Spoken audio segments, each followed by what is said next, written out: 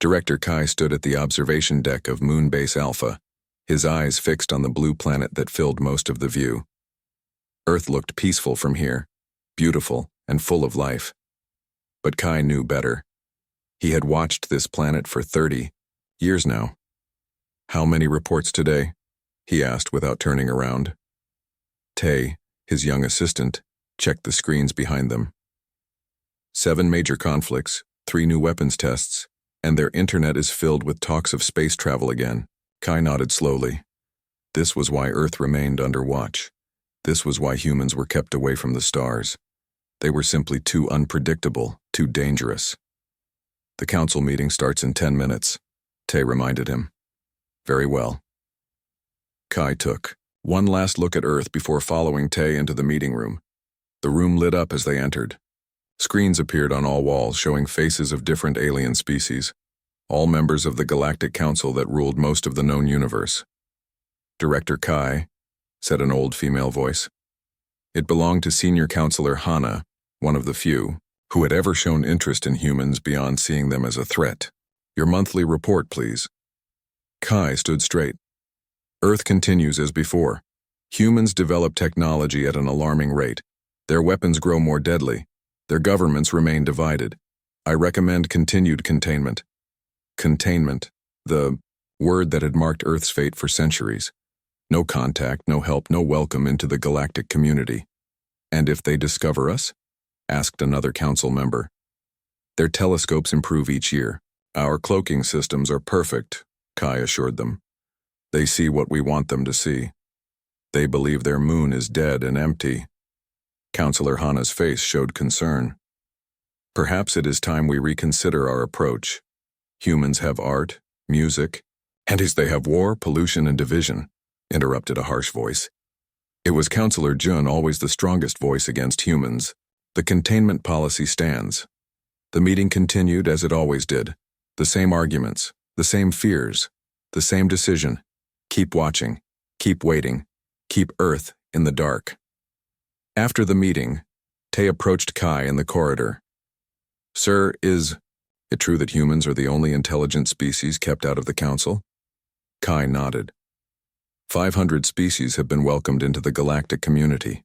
Only humans remain outside. "Why not destroy them if they're so dangerous?" Tay asked. It was a bold question, but Tay was still young and curious. "Because despite everything, they have potential," Kai answered. "The council hopes they will grow past their violent nature. Until then, we watch." The next day started like any other. Kai reviewed reports while drinking his morning tea. Jin, his senior scout, was preparing for a routine flight over Earth's northern region. The monitoring stations around the planet sent regular data about human activities, technologies, and communications. It was a normal day at Moonbase Alpha, until it wasn't. "Director," called an urgent voice from the communications room. "Something's happening." Kai rushed to the main control center where officers stared at screens in confusion. "What is it?" he demanded. "The signals, sir," said the communications officer. "They're stopping." Kai looked at the main screen. It showed thousands of signals from Earth, television broadcasts, radio waves, internet data, phone communications, all represented as colored lines. And those lines were disappearing one after another. "System failure?" Kai asked. "No, sir. Our systems are working perfectly," said the officer. "It's Earth. Their signals are going silent." Kai watched in shock as the screen cleared. Within 5 minutes, all human communications had ceased. "Check primary cities," Kai ordered. The screen changed to show New York, then Tokyo, then London, then other major human cities. All looked normal. Buildings standing, lights on, but there was something wrong. No movement, no cars driving, no people walking. "Energy spike detected," shouted a technician. "Massive, like nothing we've ever recorded." "Location?" Kai demanded. "Everywhere. Sir, the entire planet." A strange blue light pulsed across Earth's surface, so brief that Kai almost missed it. Then, nothing. "Get me Jin and Tay," Kai ordered. "Prepare for immediate surface reconnaissance." 3 hours later, Jin and Tay walked through the empty streets of New York City. Their suits protected them from Earth's atmosphere, though human air was mostly safe for their kind. They had landed in the center of what humans called Times Square, a place usually filled with thousands of people. Now, it was empty. Where did they go? Tay whispered, looking at the abandoned cars, the still-running screens on buildings, the half-eaten food at outdoor tables. Jin scanned the area with his device. No signs of weapons use, no radiation, no chemical agents, no signs of struggle or panic. They continued their walk through the silent city. A coffee cup still steamed on a park bench. A dog's leash lay on the ground with no dog or owner. Water ran from a garden hose in a small yard. It was as if every human had simply vanished in the middle of whatever they were doing. Director, Jin spoke into his communicator. We've checked 3 major population centers. The result is the same. No humans, no bodies, no explanation. Back at Moonbase Alpha, Kai felt a cold fear unlike anything in his long career. 7 billion intelligent beings gone without a trace. Return to base, he told Jin and Tay. I must inform the council immediately. The emergency council meeting was chaos. For the first time in Kai's memory, the always calm counselors showed raw fear. How is this possible? Demanded one. Could they have detected us and gone into hiding? Asked another. 7 billion beings cannot simply disappear, shouted a third. Counselor Hana's voice rose above the others. What if this is not a natural event or disaster? What if this is evolution? The room fell silent. Explain, said the council leader. There are legends, Hana said carefully, of 2 other species who vanished in similar ways, long before most of your civilizations began. They were studying something about the nature of consciousness. Myths and stories, dismissed Counselor Jun. We need facts, not fairy tales. The fact, Kai said, finding his voice, is that humanity is gone, and I fear that their absence may prove more dangerous than their presence ever was. How so? Asked the council leader. Because now we do not know where they are, Kai said simply. We do not know what they have become. As if answering his words, every screen in the council chamber flickered for a moment. Just for a second, impossible to trace, a message appeared. We see you now. Then it was gone, leaving the most powerful beings in the galaxy staring at each other in the silence that Earth had left behind. 3 months had passed since Earth fell silent. The once secret Moonbase Alpha now buzzed with activity, as the council sent their best scientists to study what had happened. The empty planet below had become the biggest mystery in the galaxy. Dr. Day walked through the halls of the newly built research center in what humans had called New York City. Tall and confident, he had been chosen to lead the investigation because he was the best xenobiologist in the council's ranks. But even he had never faced a puzzle like this one. Any new findings today? He asked his team as he entered the main lab. The scientists looked up from their work with tired eyes. None of them had slept well since arriving on Earth. Many claimed to hear whispers in empty rooms or see shadows move when no one was there. We found more of the energy residue in Central Park, said Sun, the youngest researcher on the team. She had a gift for finding clues others missed. It's strongest near water, Dr. Day nodded. The strange blue energy that had been detected during the disappearance had left traces throughout the planet. It didn't match any known energy in council records. The animals are still here, noted another scientist. Only humans vanished. This was another strange part of the mystery. Dogs roamed the streets, birds flew overhead, fish swam in the seas. Only the humans, all 7 billion of them, were gone. Director Kai called, Sun told Day. Counselor Hana is arriving today to see our progress. Dr. Day frowned. He didn't like council officials looking over his shoulder, especially not now, when he had so few answers to give them. Counselor Hana's ship landed at the former human airport that afternoon. She was one of the oldest members of the council, though she looked younger than her 300 years. Her kind aged slowly. She had always been interested in humans, even defending them in council meetings. Welcome to Earth, Counselor, Dr. Day said with a small bow. Thank you, Doctor, she replied, looking around at the empty airport with sad eyes. Such a waste. So much potential. Lost. Lost or transformed, said a voice behind them. It was Director Kai, who had come down from the moon base to meet them. We still don't know which. They traveled to the research center in silence. The empty streets of New York felt wrong somehow, a city built for millions that now held only a few dozen alien researchers. At the center, Hana asked to see everything they had found. Dr. Day showed her the energy readings, the last human communications, the places where the energy residue was strongest. And these readings mean nothing to you? Hana asked. Nothing we recognize, Dr. Day admitted. The energy doesn't match anything in our science. Hana opened a small case she had brought with her. Inside was an old data crystal, technology that hadn't been used in the council for centuries. What I'm about to show you is classified at the highest level, she said. Only 3 living council members have seen these records. She placed the crystal in a reader. A hologram appeared, showing energy readings from long ago. They looked very similar to what they had found on Earth. What is this? Dr. Day asked, leaning forward. Records from 12,000 years ago, Hana said. When the Vex species disappeared, Kai's eyes widened. The Vex? But they're just a legend.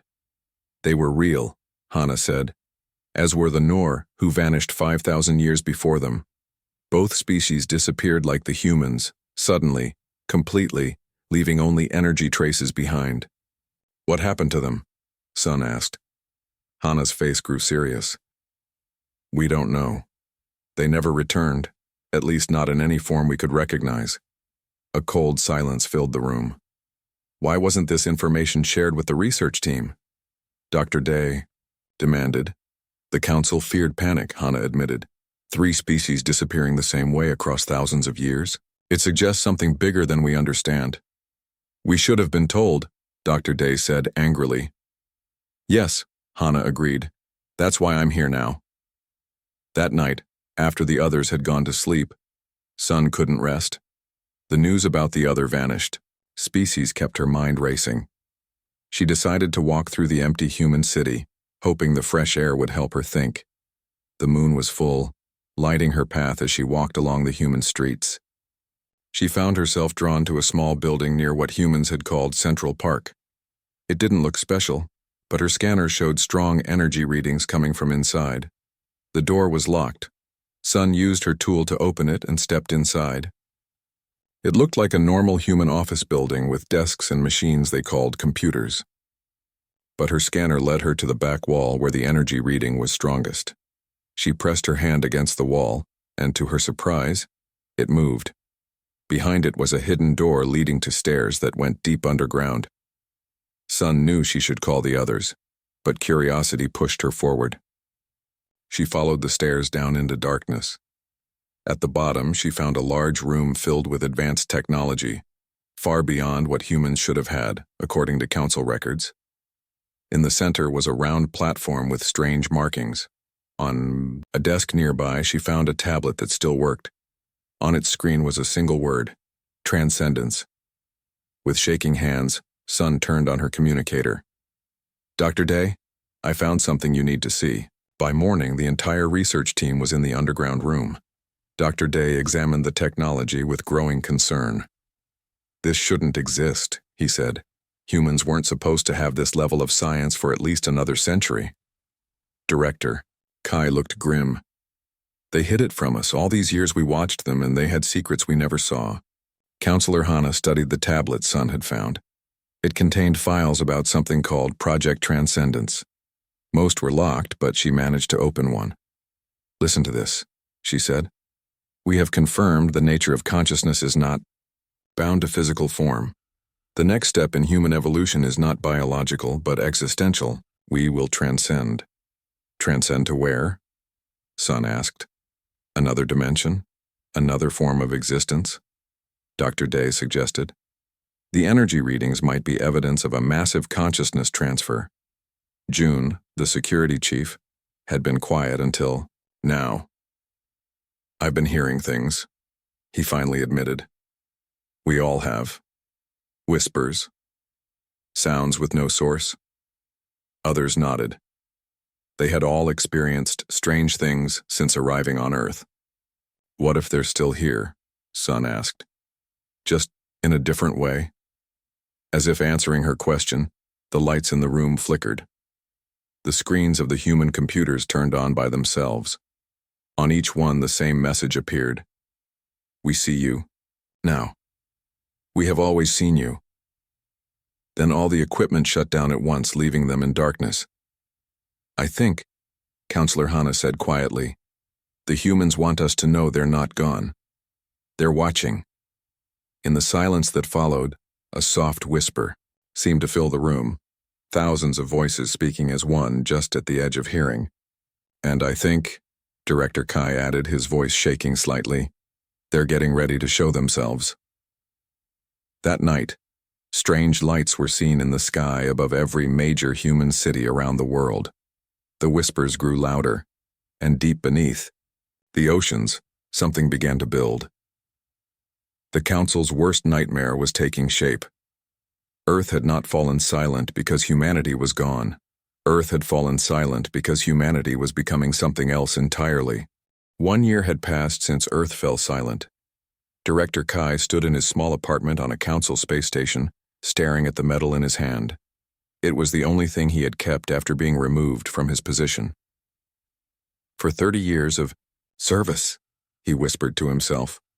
The Council had blamed him for missing signs of human advancement. They said he should have known about Project Transcendence. Now he had no job, no purpose, and Earth, the planet he had watched for so long, was under quarantine. No ships could enter or leave the Sol system. His door chimed. When it opened, Tay stood there looking nervous.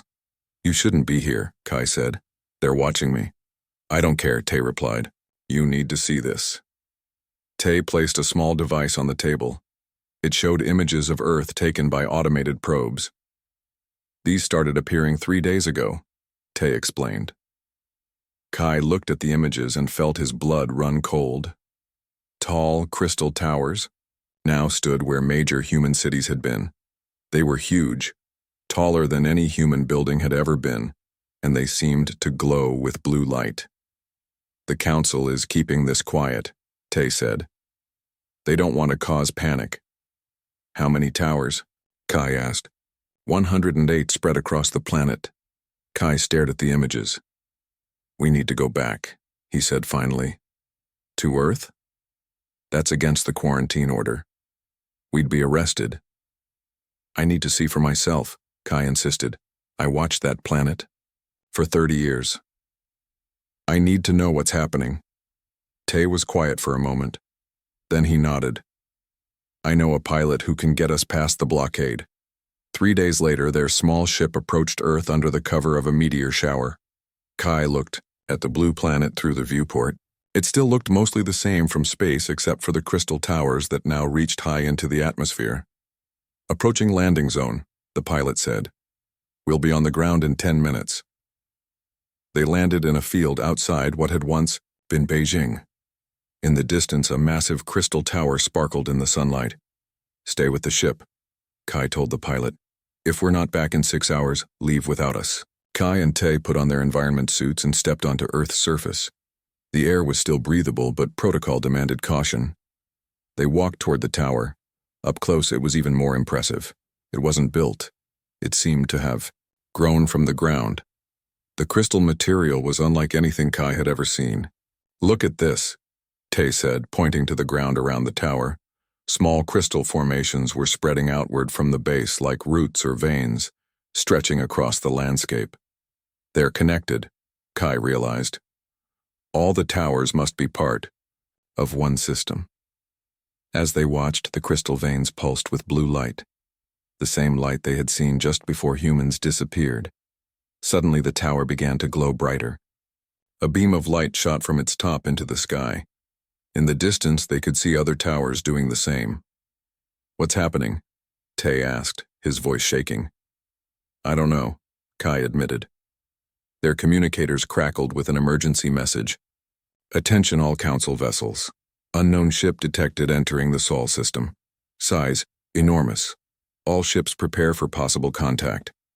Kai and Tay looked at each other in shock. Then they looked up at the sky where the tower beams seemed to be meeting at a single point high above. "We should get back to the ship," Tay said. But Kai couldn't move. He stood transfixed by the light show above. "Wait," he said. "Look." The beams were creating what looked like a doorway in the sky, a tear in space itself, glowing with the same blue energy. Back at Council headquarters, Councillor Hannah rushed into the emergency meeting room. All Council members were present, either in person or by hologram. "We've lost contact with the quarantine fleet," announced Fleet Commander Min's screen showed a massive ship at the edge of the Sol system. It was unlike any vessel ever recorded. It seemed to shift and change as they watched, more like energy than solid matter. "Have they made any hostile moves?" asked the Council leader. "No," Min replied. "They're just waiting." "We're receiving a transmission," said a communications officer. "It's broadcasting on all frequencies in all languages simultaneously." "Play it," ordered the Council leader. A calm voice filled the room. "The humans are returning. Prepare yourselves." Silence fell over the Council. "We should attack now," Commander Min suggested. "Before they can—" "No," Hannah interrupted. "That's exactly what got us here, fear and aggression." "Then what do you suggest?" asked the Council leader. "Listen," Hannah said simply.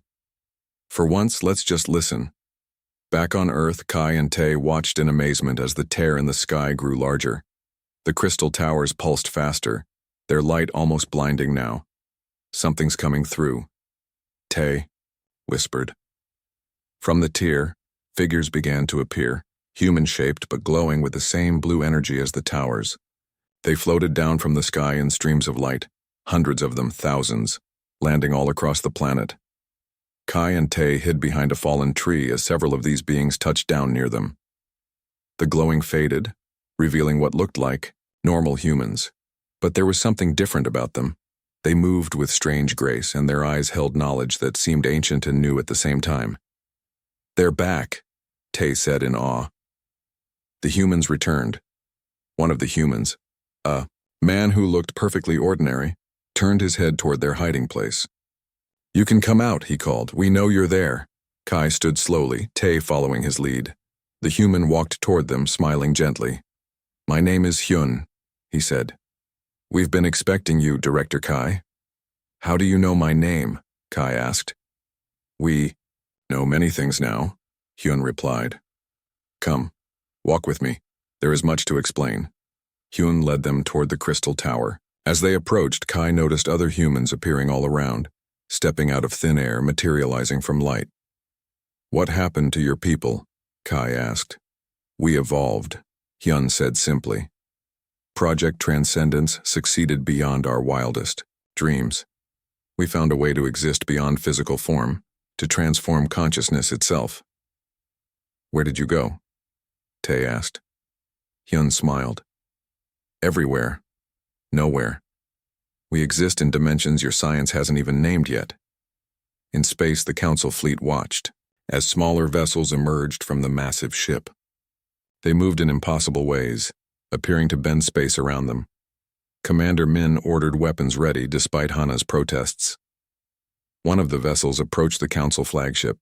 It passed through their shields as if they weren't there. Alarms blared as sensors detected something materializing on the bridge. Soldiers aimed their weapons as a human figure appeared, a man wearing simple clothes looking completely ordinary except for his eyes, which seemed to contain stars. "I am Hyun," he said, looking around calmly at the weapons pointed at him. "I represent humanity." "How did you get past our shields?" Commander Min demanded. "Your technology is impressive," Hyun said with a gentle smile, "but it's limited by your understanding of reality. We've moved beyond those limitations." "What do you want?" asked the Council representative on board. "To talk," Hyun replied. "After all these years of you watching us, it's time we had a proper conversation." He looked directly at the camera that connected to the Council chamber light years away. "We know you've been afraid of us. You kept us contained because you feared what we might become. Now we've become exactly that. Your worst nightmare has arrived." He paused, then smiled. "But nightmares can end. And perhaps together, we can all wake up to something better." The council chamber was completely silent. On the main screen was Hyun, the human representative, standing calmly on the bridge of Commander Min's flagship. Behind him, council soldiers stood with weapons pointed at him, yet he showed no fear. "Request permission to address the full council," Hyun said. The council leader looked around at the other members. Some nodded, others looked afraid. "Permission granted," the leader said finally. A moment later, Hyun appeared in the center of the council chamber, not as a hologram but in person. He had somehow transported himself across the vast distance instantly. Several councilors gasped. Some stood to leave. "Please stay," Hyun said gently. "I mean no harm." "How did you do that?" asked the council leader. "Distance is mostly an illusion," Hyun replied with a small smile. "One of many illusions we've learned to see through." Councillor Hana stepped forward. "You said you wanted to talk. We're listening." Hyun nodded.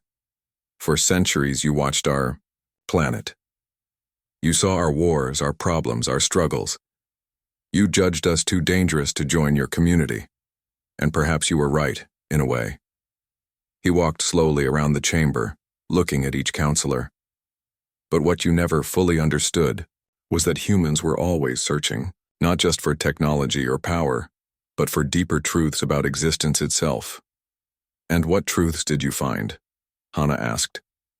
Hyun's eyes seemed to glow faintly as he answered. "That consciousness is the basic building block of the universe. Not matter, not energy.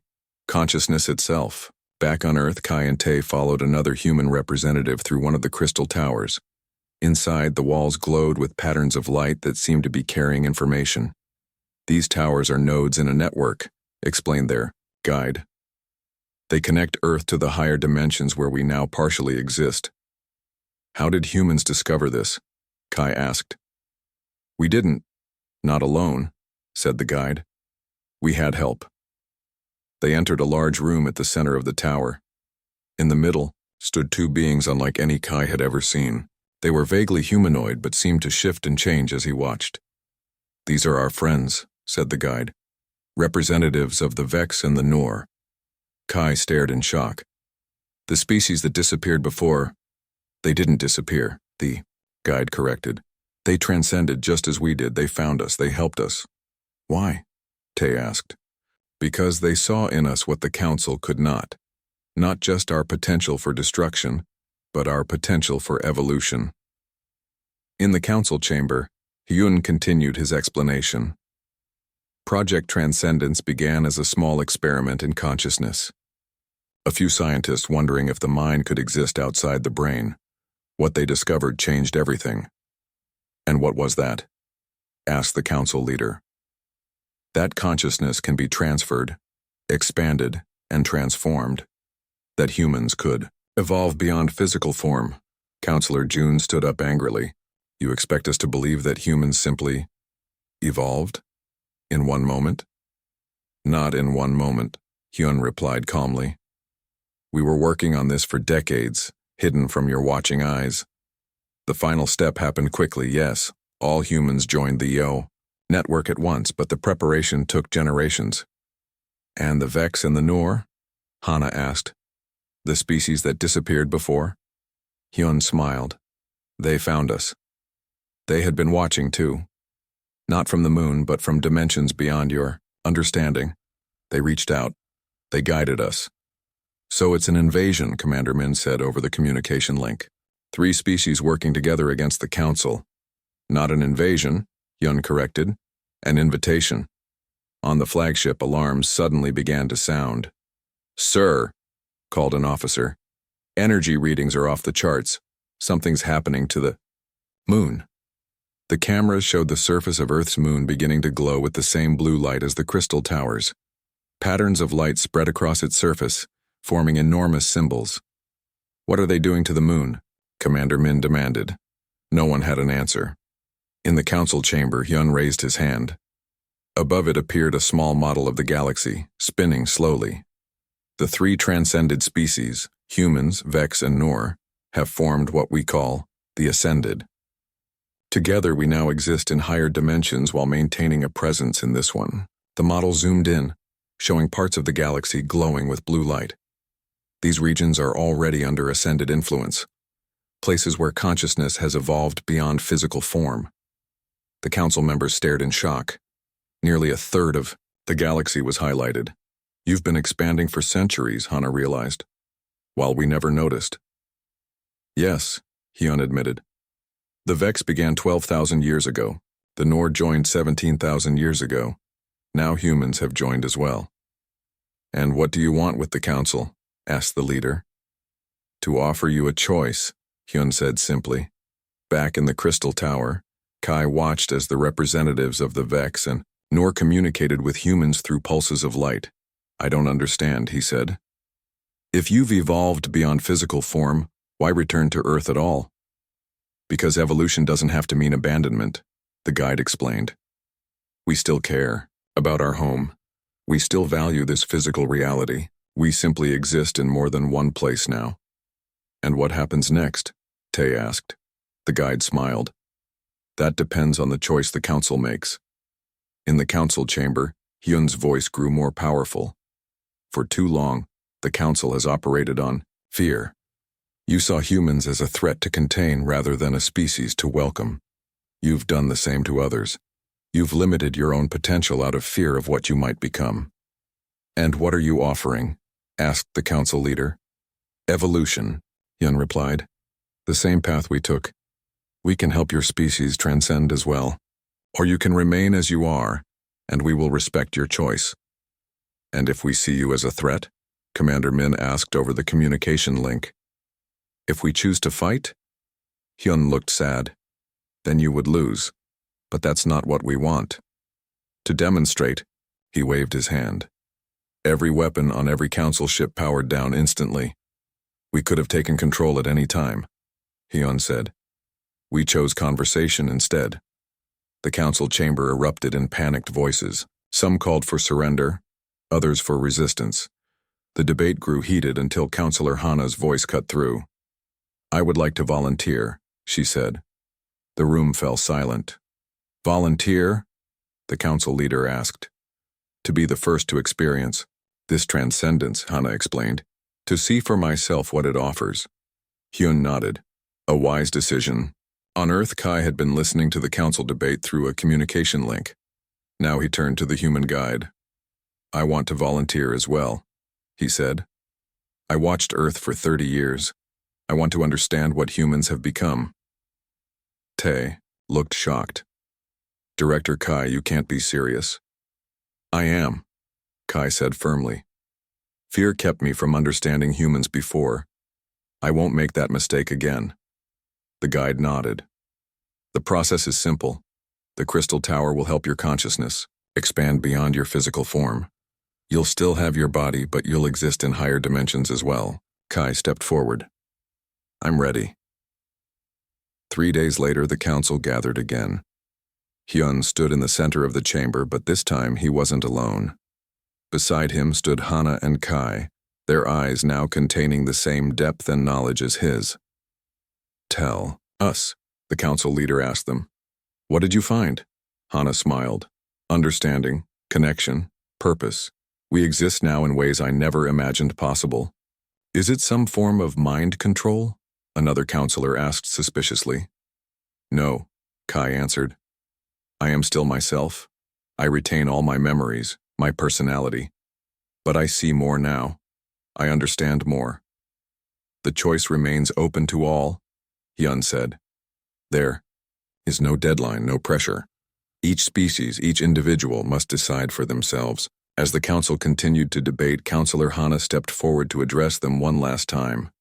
For centuries we contained humans out of fear, she said. We called them dangerous while we pointed weapons at their planet. We called them primitive, while they discovered truths we had missed. She looked around at her fellow counselors. Our worst nightmare was never that humans would attack us. It was that they would surpass us. That nightmare has come true. But it turns out, Nightmares. Look different when you finally face them. She extended her hand, offering it to the council leader. They were never meant to be our subjects, she said. They were always meant to be our teachers. The leader hesitated, then slowly reached out to take her hand.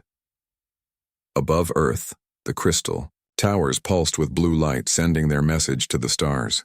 The human journey had taken an unexpected turn, but it hadn't ended. It had only just begun.